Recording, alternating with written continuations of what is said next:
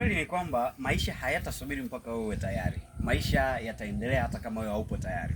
Umekuwa ukijiambia mara kwa mara kwamba utaanza kesho, kesho kutwa, lakini ukweli ni kwamba maisha hayatasubiri mpaka wewe uwe tayari.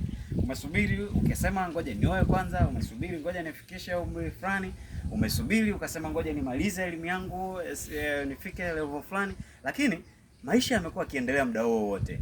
Nataka kukumbusha kwamba chochote unachosema utakifanya baada ya kufanya kitu fulani, kuna uwezekano mkubwa wa kutokifanya, kwa sababu kadiri muda unapokwenda ndivyo unapokuwa unapoteza motivation au hamasa ya kukifanya hicho kitu. Kwa hiyo unapopata hamasa ya kufanya hicho kitu, wewe kifanye on the spot ili kuendelea kuwa na ile hamasa ya kufanya ile jambo. Kadiri unapojipa muda wa kutokufanya ndivyo hamasa inavyoondoka zaidi ndani yako.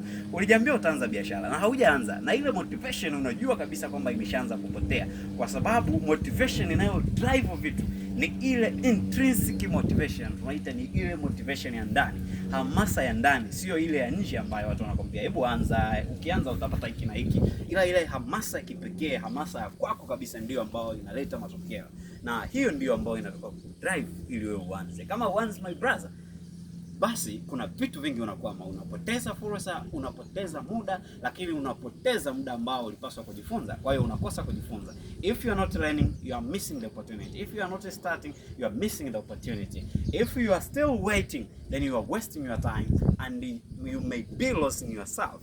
God bless you.